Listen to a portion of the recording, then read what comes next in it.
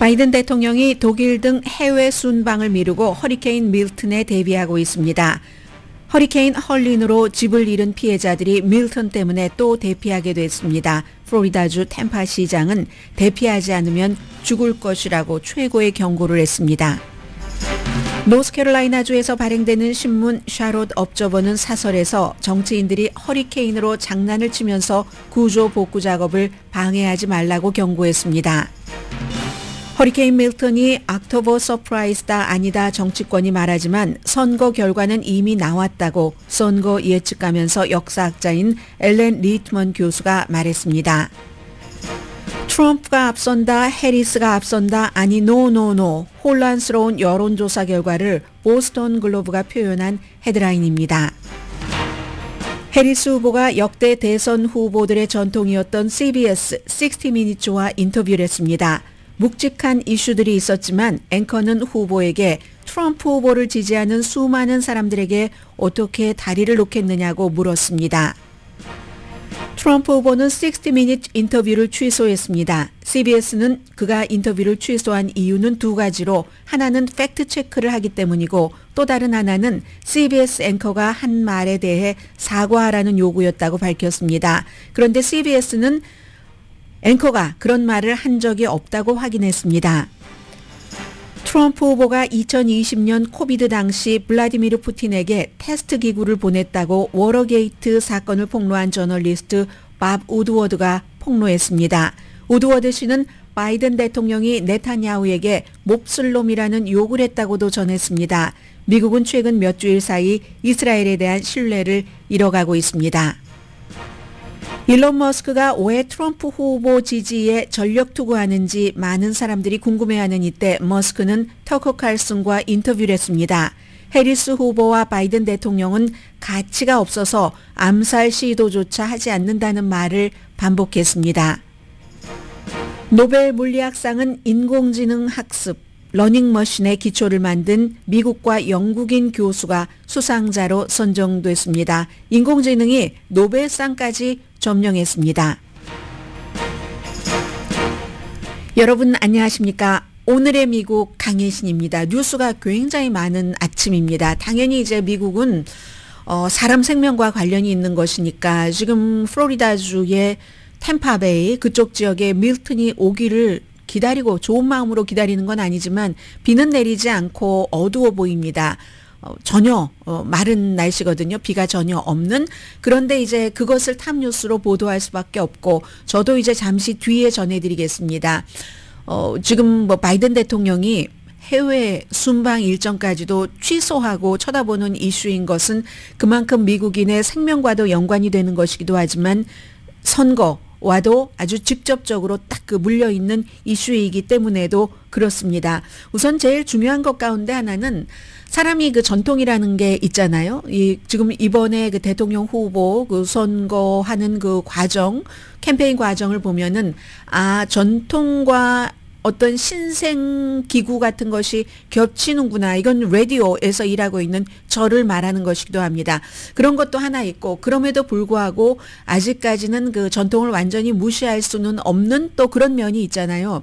미국 대통령 선거에서의 전통이라고 하면 지난 50년 넘게 대통령 후보는 누가 됐든 양당 이제 공화당과 민주당 후보들은 늘 CBS의 60미니츠에 출연을 합니다.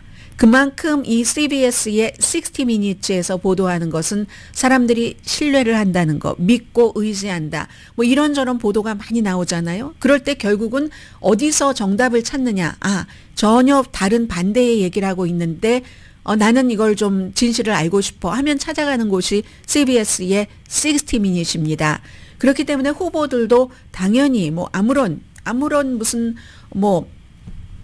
반대, objection 이런 것 없이 인터뷰를 했죠. 이번에는 해리스 후보와 트럼프 후보가 각각 따로 물론 이제 이번에 그 팀 월즈 부통령 후보도 인터뷰를 했습니다만 하기로 하고 트럼프 후보가 하겠다 하다가 결국은 취소했습니다.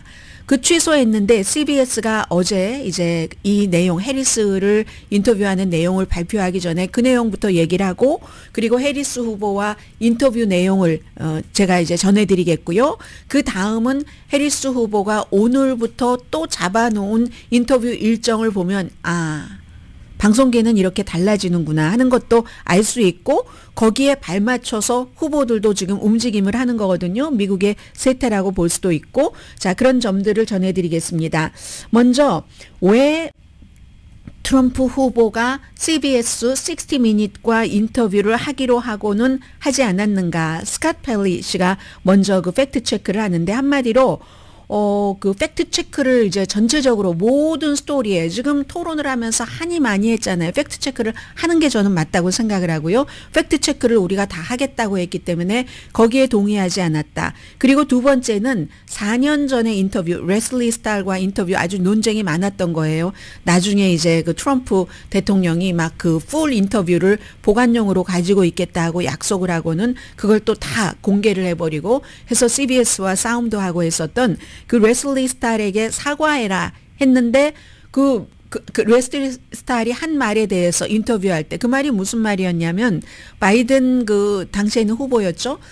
바이든 후보의 아들인 헌터 바이든의 랩탑이 노트북이 그 문제가 많던 노트북이 러시아에서 온 것이다라고 그 앵커가 얘기를 했다는 겁니다. 그러니까 사과하라. 그러면 내가 60미닛과 인터뷰를 하겠다. 근데 CBS에서는 그 앵커가 당시에 헌터 바이든의 노트북이 러시아에서 왔다는 말을 하지 않았기 때문에 우리는 사과를 할 수가 없었고 팩트 체크는 할 수밖에 없기 때문에 트럼프와의 인터뷰가 안 됐다는 것을 말하고 있습니다. First it complained that we would fact-check the interview. We fact-check every story. Later, Trump said he needed an apology for his interview in 2020. Trump claims correspondent Leslie Stahl said in that interview that Hunter Biden's controversial laptop came from Russia. She never said that. 네, she never said that이라고 얘기를 하죠. 그리고는 이제 카멜라 해리스와 그 빌 피테커와의 인터뷰가 시작이 됩니다. 여러 가지 이슈가 많았어요. 근데 이제 시작할 때 먼저 트럼프 후보가 이 인터뷰하는 것을 취소한 것에 대해서 한마디 해달라라고 얘기를 하니까 뭐 이렇게 얘기할 수 있는 것에 이게 없어졌으니까 이 트럼프 후보의 선거 유세하는 걸 봐라. 늘 그 개인을 얘기하고 개인적인 불만을 말하고 당신, 여러분에 대해서는 말하지 않습니다. 나라를 함께 모은다던가 공통점을 찾는다던가 이런 문제 해결에 대해서는 관심을 갖지 않습니다. 미국은 이제 페이지를 넘길 때입니다. 그게 카멜라 해리스의 답변이었습니다. Trump campaign canceled an interview that they had agreed to. What do you make of that? Watch his rallies. You're going to hear conversations that are about himself and all of his personal grievances.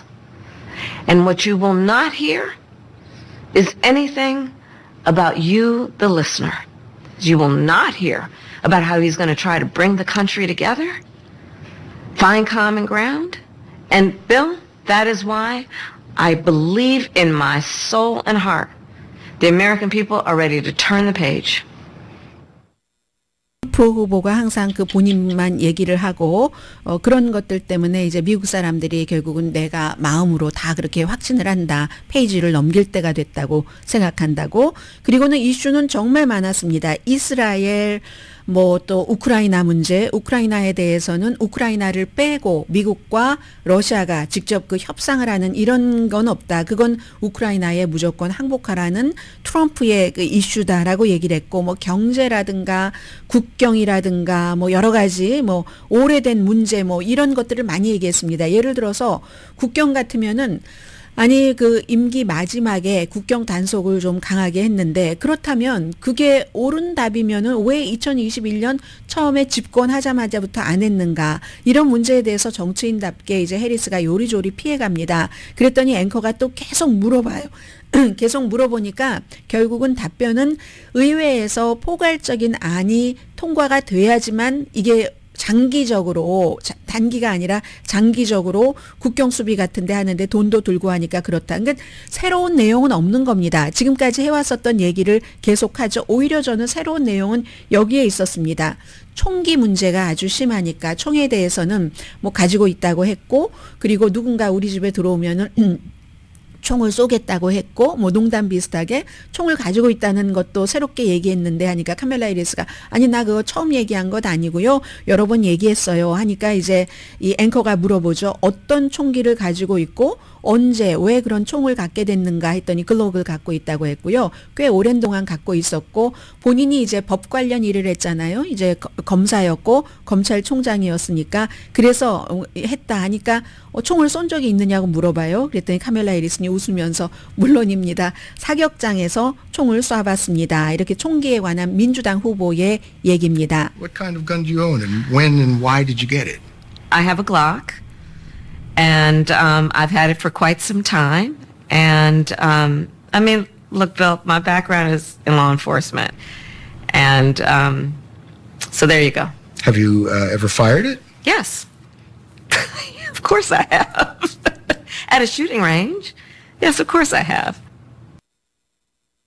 네. 그리고는 이제 저는 오히려 다른 여러 가지 이슈들은 늘 이제 해리스 후보가 되고 나서 전당대회 때부터 많이 했었던 것이기 때문에 선거 유세에서도 똑같습니다. 특별히 달라진 건 없는데 지금 앵커가 물어보고 있거든요. 또 트럼프 후보가 최근에 뭐 IT 이민자라든가 뭐 등등 트럼프를 뭐 이민에 관해서 얘기한 것들이 있잖아요. 또 출생 증명이라든가 오바마의 아니면 샤르츠빌에서의 그 백인 우월주의자 가운데서도 좋은 사람이 있다. 뭐 이런 얘기들을 쭉 하면서 트럼프를 인종차별주의자라고 많이 불렀는데 분열주의자라고 많이 불렀는데 그런데 트럼프를 지지하는 수많은 사람들이 있다. 그걸 도대체 해리스 후보는 어떻게 트럼프 현상에 대해서 어떻게 설명을 할 것인가라는 질문이었습니다. You have accused Donald Trump of using racist tropes when it comes to Haitian immigrants in Springfield, Ohio, when it comes to birtherism, when it comes to Charlottesville. In fact, you have called him a racist and divisive. Yet Donald Trump has the support of millions and millions of Americans. How do you explain that? I'm glad you are pointing these comments out that he has made that have resulted in a response by most reasonable people to say it's just wrong. It's just wrong.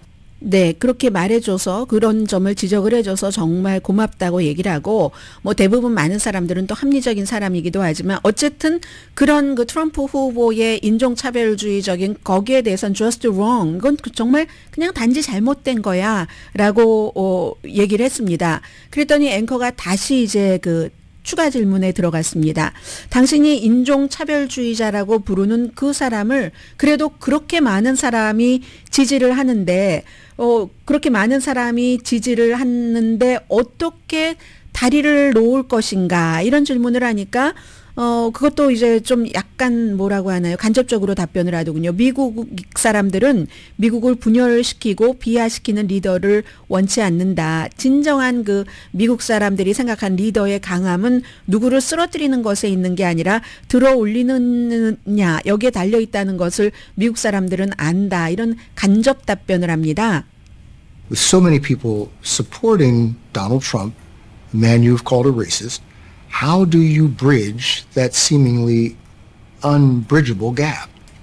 I believe that the people of America want a leader who's not trying to divide us and demean. I believe that the American people recognize that the true measure of the strength of a leader is not based on who you beat down, it's based on who you lift up.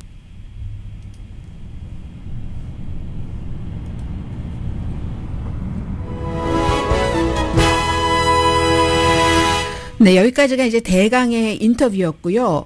그리고는 이제 이런 인터뷰가 끝나고 방영은 늦게 됐지만 어쨌든 뭐 녹화는 미리 된 거고요. 트럼프 후보는 그 사이에 어제는 이제 멕시코 예전에는 처음에 선거를 할 때는 멕시코에서 온 뭐 불법 이민자들은 강간범이다 이렇게 하다가 어제는 범죄를 저지른 아주 흉악한 범죄를 저지른 그 같은 그 불법 그 체류자들 불법 이민자들은 유전자가 나쁘다 배드진이다 그래서 범죄를 저지른다 이제 이런 얘기를 하면서 여전히 이제 이건 지금 선거는 유색 인종 때 백인의 전쟁입니다.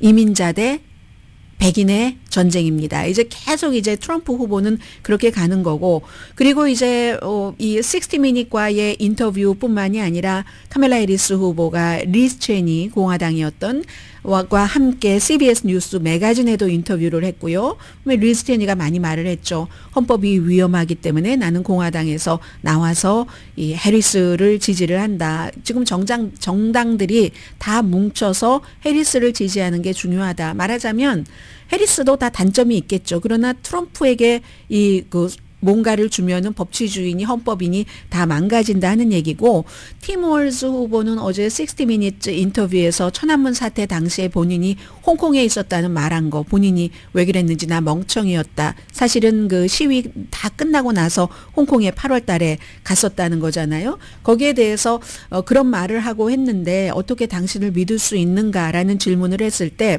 미국 사람들은 병적인 거짓말장이와 그냥 이렇게 나처럼 어쩌다 실수하는 가끔은 멍청이인 이런 것의 차이는 알 수 있을 거다. 그리고 내 지역구 주민들은 내가 그 약속을 지킨다는 것을 안다. 뭐 이 정도로 얘기를 했고요. 지금 보면은 지난주에는 그 농구 중심의 팟캐스트인 All the Smoke와 해리스가 인터뷰를 했습니다.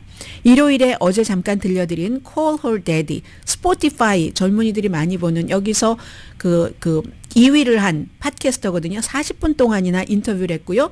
주로 젠지 여성들이 많이 봅니다. 그리고 오늘은 이제 하워드 스턴의 뭐 한국 분들도 많이 들으시죠. 시리어스 XM 라디오 쇼에 나가고 이 하워드 스턴의 시리어스 그 XM 쇼는 대학 교육을 받지 않은 남성들이 많이 듣습니다. 한 1,000만 명 정도 서브스크라이버를 갖고 있으니까요. 그리고는 다시 이제 소프트하게 와서 ABC의 더 뷰 하면은 교외에 사는 여성들과 이제 노년층들이 많이 보는 프로그램이잖아요. 그리고 이제 밤에 더 네이쇼 with 스티븐 콜베르 이건 젊은 남성들이 심야 그 토크쇼를 많이 시청을 하는 거죠. 그리고 나서 목요일에는 라스베가스의 유니비전 타운홀 이 있는데 이건 또 히스패닉 유권자를 생각을 하는 거고 그리고 목요일에 펜실베니아 피츠버그에서 버락 오바마가 등판을 하는 겁니다. 카멜라 해리스의 이런 움직임을 보면요. CBS의 60미닛은 전통적으로 하는 거니까 했어요. 그리고 나서는 다 팟캐스트니 뭐 이렇게 지금 가고 있잖아요. 이건 이제 사람들이 텔레비전 전형적인 그런 뉴스 같은 것을 피하고 팟캐스트, 소셜미디어에서 정치 뉴스, 정치 정보를 취하기 때문에 이럴 수밖에 없는 겁니다. 미디어가 예전과는 달라요. 이게 이제 오늘 월스트리트저널도 자세히 지적을 했던데요. 그런 면에서 트럼프 후보가 60미닛, 트럼프 후보는 팟캐스트 같은데 많이 나갑니다. 안 가리고 60미닛을 피했다는 것은 어찌 보면 좀 조심스러워한다는 거. 팩트 체크가 들어가니까. 그래서 이제 그런 것 같다. 이런 지적들 나오고요.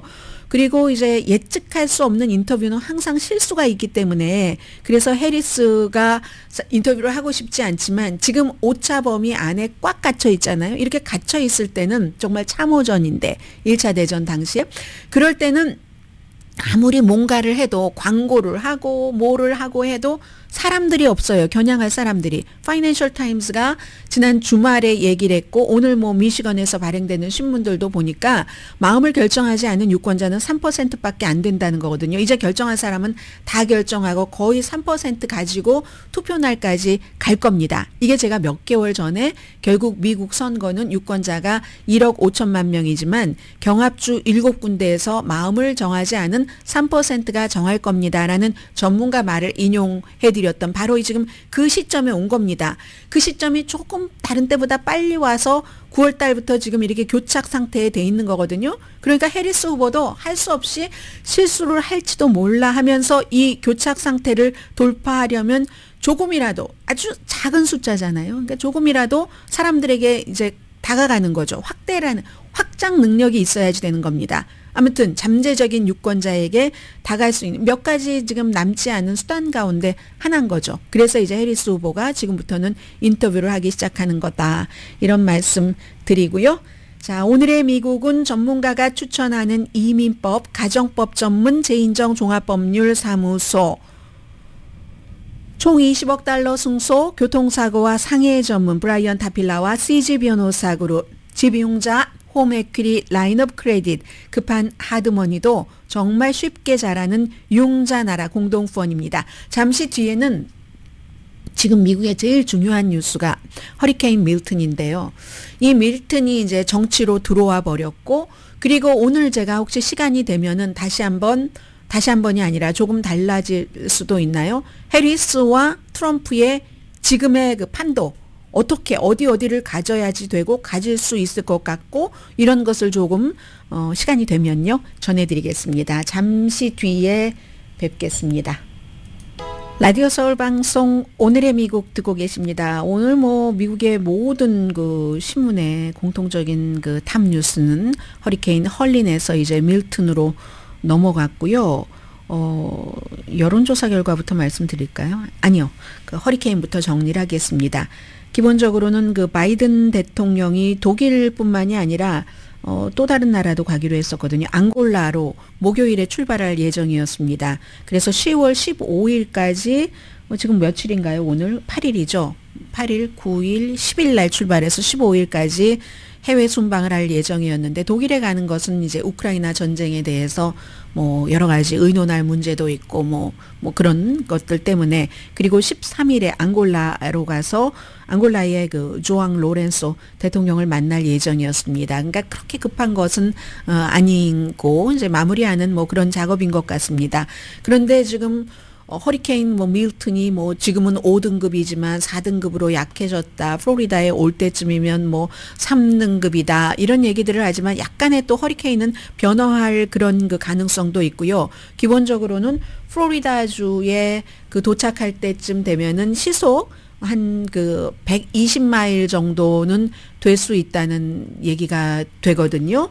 그래서 허리케인 그 헐린의 피해 복구도 지금 되지 않은 이런 상황에서 다시 또 이제 그 마을을 삼켜버릴 수도 있고 하니까, 템파의 그 제인 캐스터 시장이 대피하라고 하실 때 대피 좀 제발 하십시오. 여기 머물길 원하신다면 숨 쉬실 겁니다. 어쩌면은 시속 175마일의 강풍이 때로는 어느 순간에 불 수도 있습니다. 지난 100년 사이 최악의 허리케인이 될 수도 있습니다.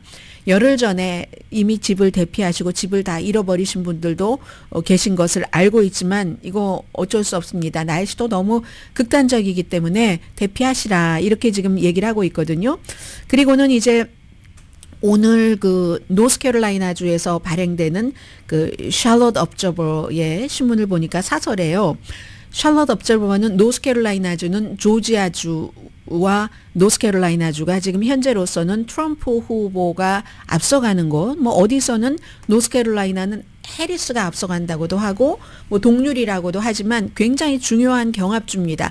경우의 수를 따질 때 트럼프에게는 당연히 중요하고 당연히 이겨야지 되는 주고, 해리스에게는 정말로 이게 보험상으로 이기면 너무너무 좋을 그럴 주이거든요. 근데 이 샬럿 업저버가 트럼프가 최근에 몇 주일 동안 민주당과 이제 연방 그 재해청 등 관리들이 공화당 지역 사람들을 돕지 않으려고 온갖 수단을 다하고 있다. 그리고 민간인이 돕는 것도 못 돕게 하고 그리고 더군다나 이제 피마의 자금을 수십억 달러를 불법 체류자를 위해서 다 써버렸다. 더군다나 해리스 부통령이 써버렸다. 해리스 부통령이 무슨 힘이 있었는지 모르지만 그런 얘기들을 하는데, 샬럿 업저버의 얘기입니다. 그런 터무니없는 주장을 뒷받침할 증거도 전혀 없으면서 계속 해댄다. 우리 노스캐롤라이나주 특히 이제 서부 산악지대가 엄청나게 애쉬빌 등등이 다 무너지고 했잖아요. 우리는 정치적인 축구공이 아닙니다. 이건 선거운동의 기회가 아닙니다. 정치인이나 다른 사람이 사람이 지금 당장 할 수 있는 가장 도움이 되지 않는 일이 바로 이런 잘못된 정보를 퍼뜨리고 그리고 정부가 사람을 돕기 위해서 이재민을 돕기 위해서 아무런 일을 하지 않는다 하고 말하는 겁니다. 이게 불신을 퍼뜨리고 또 도움을 받을 수 있는 기회를 박탈합니다. 이런 얘기를 그 노스캐롤라이나주의 샤롯 업저버가 사설에서 했습니다. 그리고 지금 이제 저의 이 보도를 보면서 오늘의 미국을 보면서 적개심을 느끼시는 분들이 굉장히 많으신 것 같은데 저도 어제도 제가 고민을 했고 뭐 반성을 하는 그런 부분도 있고 조금 더 말과 감정을 순화해야 되겠구나 이렇게 생각을 하기도 했는데 그러다가 또 그 팍스 뉴스를 보면 그게 순화가 안 됩니다. 예를 들어서 저는 방송을 하는 사람이니까 방송을 어떻게 하는 것인가 저런 그 컷이 어떻게 나왔는가 하는 것을 분명하게 확신을 할 수 있는 그런 때가 있잖아요. 이건 이재민 그쪽에 가서 이재민 하는 그런 방송 그 목격담을 전하는 게 아니라 본인들이 구성을 합니다.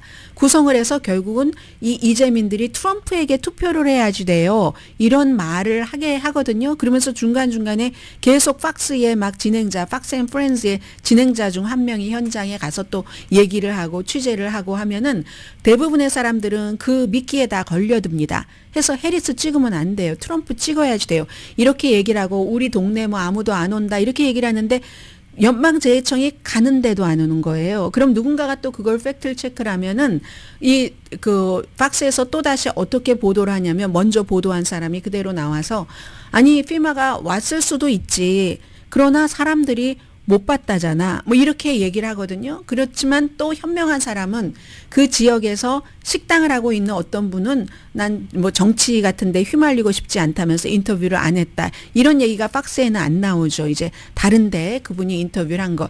지금은 나중에 잘잘못이니 뭐니를 다 뒤로 하고 아마 정부에서는 선거철이기 때문에 더군다나 다른 때 재해보다도 훨씬 신속하게 잘해주려고 최선을 다할 겁니다.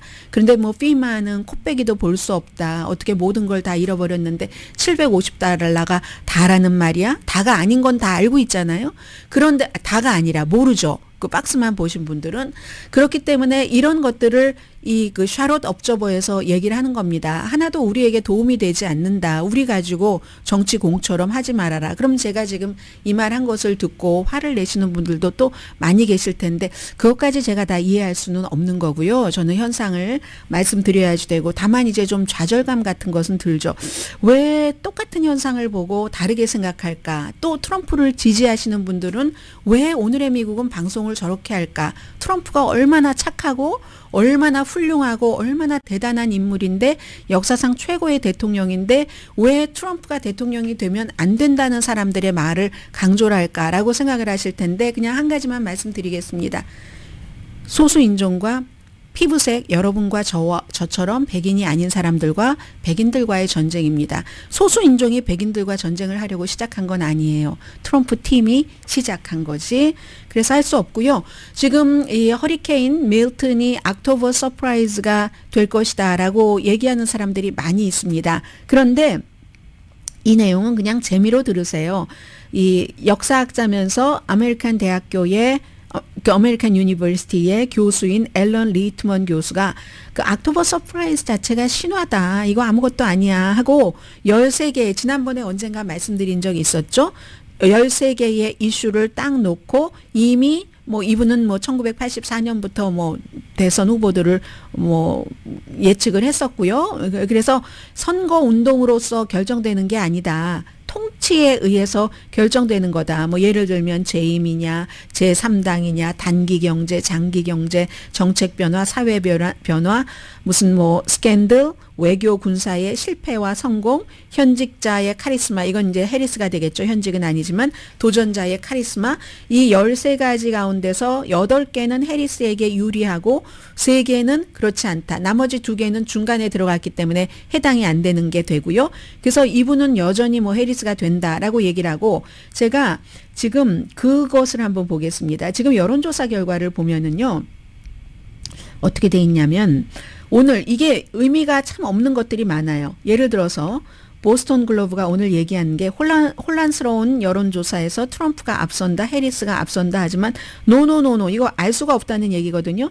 이거는 의미 없는 여론조사입니다. 캘리포니아주에서 라티노 이 차이를 보니까 해리스가 23% 앞서더라. 아무런 의미 없어요. 캘리포니아는 어차피 블루 스테이트 민주당이니까.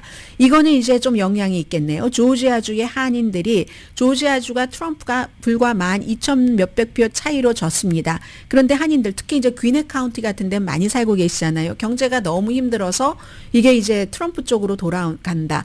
연합뉴스의 강병철 특파원께서 아주 자세히 많은 분들을 취재해서 오늘 그 연합뉴스에 그 보도를 하셨던데 그렇네요. 이것은 영향이 미쳐질 수도 있고 안 미쳐질 수도 있습니다. 왜냐하면 해리스 측에서는 조지아주는 이기면은 너무 좋지만 조지아주를 이긴다고 분명히 must win in state는 아니거든요. 그래서 그 정도 되는 겁니다.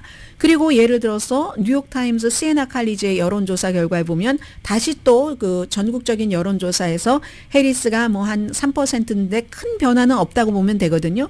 다만 이 여론조사에서는 지금 해리스가 뭐 텍사스나 플로리다까지 어떻게 할 수도 있어 라고 희망을 가져셨던 분들은 전혀 그 찬물을 꼈는 텍사스와 플로리다와 텍사스에서 이 뉴욕타임즈 시에나 칼리지 여론조사는 트럼프 후보가 13%와 6% 이렇게 이건 완전히 안정권도 이런 안정권이 없잖아요. 그러면 이제 이런 데서 이긴다 하는 덤으로 오는 시나리오는 버려야지 되는 겁니다. 이 여론조사는 9월 29일부터 10월 6일까지 플로리다 유권자, 텍사스 유권자 합쳐서 3,885명 오차 범위는 그래서 2.4%.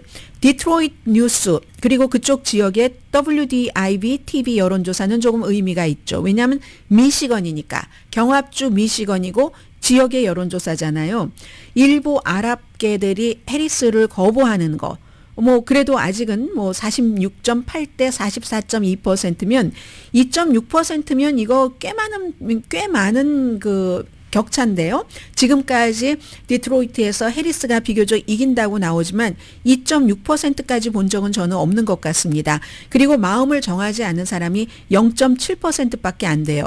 미시건에서 해리스가 지면 큰일 나는데 아랍계 때문에 지금 이스라엘과의 전쟁 상황에서 그리고 같은 여론조사에서 가장 최근에 해리스가 트럼프보다 우위를 냈던 게 1.2%인데 지금 2.6%로 나왔잖아요. 일자리와 경제가 미시건 유권자들에게도 가장 중요한 이슈였고 그 다음이 낙태 이민 순서. 경제는요. 트럼프가 그래도 52대 45%로 해리스 후보를 앞서갑니다. 지난번보다는 그런데 해리스가 많이 따라 올라갔어요. 이제 전체적으로 경제가 나아지니까. 그리고 여기서 미시건에서도 무당파 사이에서는 경합주에서 트럼프를 지지하는 사람이 많은데 여기는 지금 오히려 해리스가 1%포인트 앞섰습니다. 이건 이제 조금 이게 뭔가가 좋아졌다는 얘기를 뜻하잖아요. 아직도 5%는 로버트 케네디 주니어를 지지를 하고 그러나 또 이런 여론조사도 있습니다. 트라팔가라는 이 여론조사는 완전히 그냥 공화당인 거예요. 그 라스무센과 마찬가지로 민주당 측에 가장 가까운 건 또 입소스라고 말씀을 드렸고요. 이 트라팔가 같은 그룹에서 발표한 걸 보면 미시건에서도 해리스보다 트럼프 후보가 2.2% 앞선다는 거. 이건 이제 트라팔가가 가장 이제 조금 그 공화당 성향이고 우파 성향이다라는 것을 말씀을 드리고요. 그럼 여러분들께서 굉장히 그 좋아하시는 베팅 사이트를 제가 한번 보겠습니다. 베팅 사이트에서 일주일 전까지만 하더라도 해리스가 앞서갔는데 그 폴리마커요. 그런데 월요일이 오니까 트럼프가 더 앞섰고 지금은 트럼프가 더 어제보다는 조금 내려갔네요. 이게 이래서 알 수가 없는 겁니다. 왜 이러냐면은 보통 여론조사 전문가들이 얘기할 때 접전이잖아요. 그리고 교착이잖아요. 이런 때는 이렇게 흔들림이 있답니다. 어제는 제가 봤을 때 트럼프 후보가 이거보다 많았는데요. 53% 이상이었던 것 같은데 현재는 52.6 그리고 해리스가 46.7 하루 만에 1%가 올랐어요. 하루 만에 0.9%가 내려간 거군요. 트럼프가. 그래서 아직은 여론조사 결과 같은 것을 보기가 참 그렇다. 그럼 제가 여기서 단 한 가지 말씀드릴 수 있는 것은 지금 가장 가능한 시나리오는 해리스가 블루월, 미시건, 위스콘신, 펜실베니아 다 이기고 네브라스카에서 한 개의 선거인단만 가지면 됩니다. 그런데 여기서 미시건에서 트럼프가 딱 이겨버려요. 그러면 해리스가 방법이 또 있습니다. 조지아나 노스캐롤라이나에서 이기면 되는 거예요. 아니면 네바다나 애리조나에서 이기면 되고, 트럼프가 펜실베니아에서 제일 그 선거인단이 많은 19개에서 이겨버려요. 그러면 역시 조지아나 노스캐롤라이나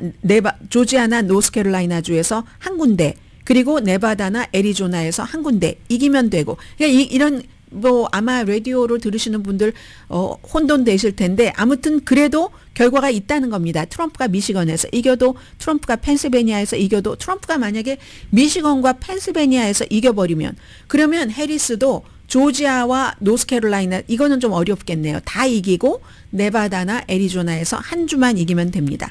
최악의 경우 트럼프가 블루월을 위스콘신, 미시건, 펜실베니아를 다 이겨버려요. 그럼 해리스는 반대로 서든벨트를 조지아, 노스캐롤라이나, 애리조나, 네바다를 이기면 된다는 겁니다. 그래서 이제 어떤 사람들은 아직까지는 이게 정말로 알 수 없는 일이다. 알 수 없는 일이기 때문에 바이든 대통령도 밀턴 잘 처리하려고 지금 그 독일 순방도 일정을 일단 그 가지 않는 걸로 현재로서는 한다 하는 것 아니겠습니까? 잠시 뒤에 일론 머스크가 어제 터커 칼슨과 인터뷰를 한 것, 뭐 그런 내용들 좀 전해드립니다. 라디오 서울 방송 오늘의 미국 듣고 계십니다. 네, 오늘 그 일론 머스크 말씀 좀 드리고요. 뭐 주식시장은 분위기 좋습니다. 어제도 괜찮았고 오늘도 지금 뭐 다우지수도 괜찮고 나스닥이 많이 올라가네요. 오히려 뭐 200포인트 이상 지금 올라가고 있는 것 같은데요. S&P 500 모두 그린색입니다. 그러면 먼저 두 가지를 전해드릴 텐데요. 하나는 오늘 멜라니아 트럼프 여사 책 나오나요? 그리고 또 신간 그 전쟁이라는 책이 있습니다. 그 밥 우드워드 워러게이트 사건을 그 폭로한, 지금 이제 워싱턴 포스트 그 부편집장 이 밥 우드워드가 트럼프 떠나고 나서 책을, 이거 첫 번째 책 아닌 것 같은데요. 여러 번 썼는데 이 책은 꼭 트럼프에 관한 책이 아니라 전쟁이라는 이름이 말하는 그대로 우크라이나 전쟁, 그리고 이스라엘 하마스 그 전쟁에 관한 그런 책인데, 여기서 이제 트럼프에 관해서 하나, 또 바이든에 관해서 하나를 말씀을 드리자면은, 트럼프 후보가 2020년도에 그때 이제 코비드가 한창일 때, 이 테스트 키트 없었을 때, 그런 때랍니다. 그때 블라디미르 푸틴에게 비밀리에 이 테스트 키트를 개인적으로 보냈답니다. 그때 블라디미르 푸틴이 한 얘기는 본인을 위해서가 아니라 트럼프를 위해서, 트럼프를 걱정해서 이거 아무에게도 얘기하지 말라고, 나에게 이 테스트 키트를 보냈다는 것을 사람들이 알면은 너무나 화날 거다, 이렇게 얘기를 했다는 것이고, 그리고 그 대통령에서 물러나고 나서도 적어도 7번 이제 전화 통화를 했다는 얘기거든요. 해서 이러한 것들이 이제 이 정도의 저널리스트가 뭐 책을 쓸 때는 뭐 아무런 전혀 근거 없는 것을 쓰기에 하겠어요. 지금 본인의 레가시를 이제 다듬어가는 그런 과정의 밥 우드워드인데, 그런데 이제 트럼프 측에서는 그거는 허구다, 완전히 허구다라고 얘기를 하고 있고요. 아무튼 전쟁 중인 그 지도자, 또 미국과 말하자면 우크라이나가 대리전쟁을 치렀다고도 볼 수 있는데, 그런 사람과 상호작용을 했다는 것은 이건 정말 나쁜 거다. 그래서 이 밥 우드워드는 리처드 닉슨의 워러게이트를 담당했었던 사람이기 때문에 이건 트럼프가 리처드 닉슨보다 더 나쁘다, 이렇게 결론을 내렸고, 트럼프 측의 그 스티브 청 이제 그 캠페인 담당자는 이거는 완전히 그 허구다. 이 밥 우드워드가 트럼프 혼란 증후군을 앓고 있다. 요즘에 트럼프 캠프 측에서는 트럼프 후보를 비난을 하면은 전부 트럼프에 질려서 트럼프에 놀라고 트럼프에 압도된 트럼프 혼란 증후군을 느낀다, 이렇게 얘기하거든요. 그게 하나가 있고, 또 다른 것은 이 바이든 대통령이 그 베냐민 네탄야후를 향해서 막 F자 써가면서 욕했다고, 믿지 못할 무슨 놈 이런 식으로. 조 바이든 대통령도 오디너리 조잖아요. 보통 때 말할 때는 그냥 왜 우리가 욕할 때 친숙한 형태의 욕이 있고 아주 섬뜩한 욕이 있잖아요. 섬뜩한 욕은 아니고 친숙한 형태의 욕은 많이 합니다. 근데 이제 그 네탄야후에 대해서는 그런 욕을 했다 하는 거. 우크라이나 전쟁에 대해서는 트럼프를 쓴 것이고, 이스라엘 하마스 전쟁에 대해서는 바이든을 쓴 거죠. 그리고 지금 전해드릴 것은 많은 분들이 일론 머스크가 트럼프 후보를 지지하는 것이 이상하다 이런 얘기들을 많이 하세요. 왜냐하면 본인이 X를 인수하려고 하던 때 지난해 4월 달까지만 하더라도 X가 잘 되려면 무슨 뭐 정치적인 중립을 유지를 해야지 된다 이렇게 말하다가 또 몇 개월 뒤에 트럼프는 대통령이 되기는 너무 늙었다. 모자를 걸고 일몰 속으로 걸어 들어가야지 돼 하고는 X 인수하고 론 디센티스와 인터뷰 같은 것 하고 했잖아요. 그런데 이제 나중에 이제 또 알고 보면 트럼프는 또 그 일론 머스크에 대해서 백악관에 와서 전기 자동차 제대로 안 되고 무인 자동차 뭐 라켓십 다 안 돼서 보조금이 없으면 아무것도 못 했을 텐데 내가 돈 줘서 그렇게 해서 아마 그때 내가 무릎 꿇고 구걸하라면 구걸도 했을 거야. 뭐 이런 얘기도 또 일론 머스크에게 했고 그런데 두 사람이 지금 이제 딱 뭉쳤습니다. 많은 분들은 일론 머스크가 조사받고 있는 것도 많고 또 세금 문제도 있고 여러 가지 문제가 너무너무 많기 때문에 트럼프가 대통령이 돼서 그런 문제를 해결해 주기를 원한다. 이건 이제 추정이죠. 이제 그런 얘기들을 하고 있는 거고 어제도 트럼프를 지지하는 형태의 인터뷰를 터커 칼슨 박스에서 쫓겨난 터커 칼슨과 했는데 그 터커 칼슨과 인터뷰하는 도중에 뭐 많은 사람들이 이 얘기를 많이 하잖아요. 해리스가 대통령이 되면 나는 뭐 감옥 간다. 뭐 아이를 볼 수 있을지도 몰라. 얼마나 있어야지 될 것 같아. 이걸 맨 앞에 내세우던데 저는 그것보다도 오히려 이 터커 칼슨이라는 가장 영향력이 있는 오피니언 리더와 또 많은 사람들이 일론 머스크의 엔지니어의 그 천재성을 존중하고 존경합니다.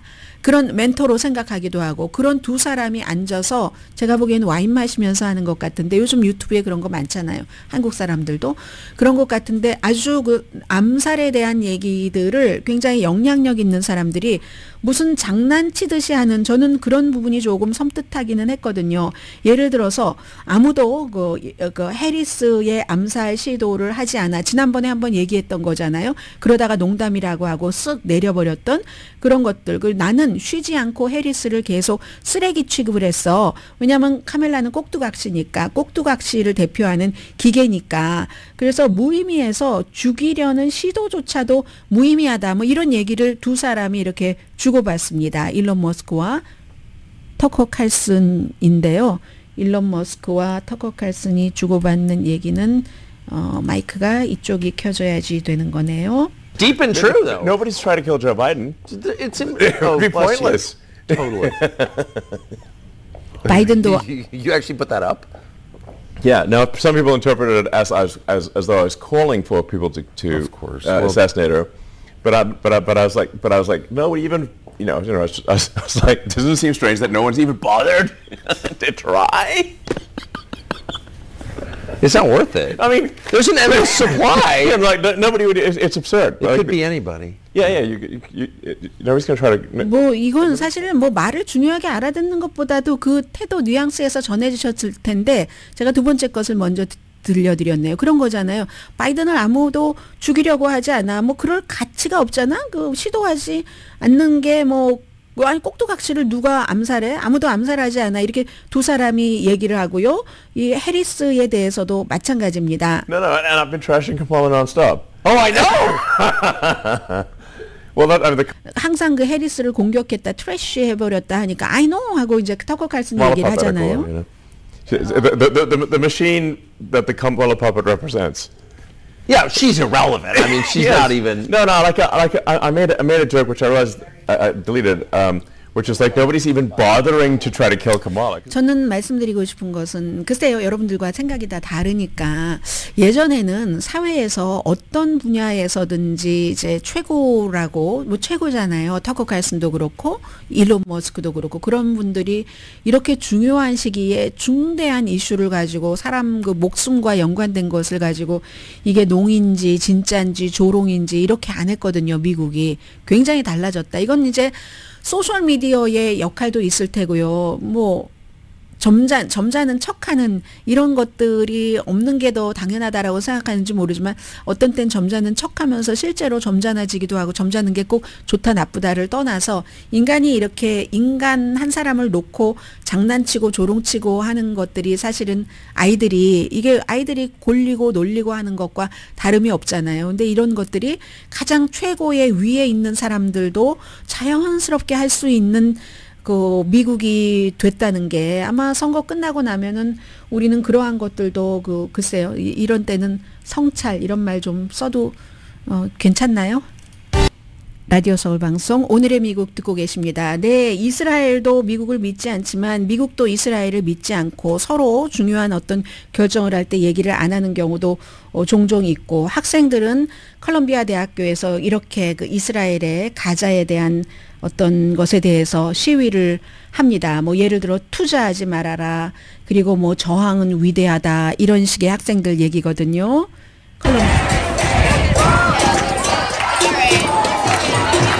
이건 이제 학교가 그 투자를 하지 말아라. 그 이스라엘 관련 뭐 이런 얘기를 하고 있고 우리가 결국은 이긴다 하는 학생들의 소리도 많이 있었습니다.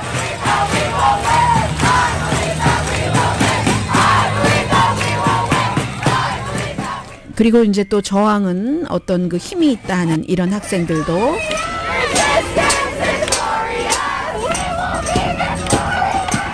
오늘의 미국은 전문가가 추천하는 이민법, 가정법 전문 재인정 종합법률 사무소, 총 20억 달러 승소, 교통사고와 상해 전문 브라이언 다필라와 CG 변호사 그룹, 집융자, 홈에퀴리, 라인 오브 크레딧, 급한 하드머니도 정말 쉽게 잘하는 융자나라 공동폰이었습니다.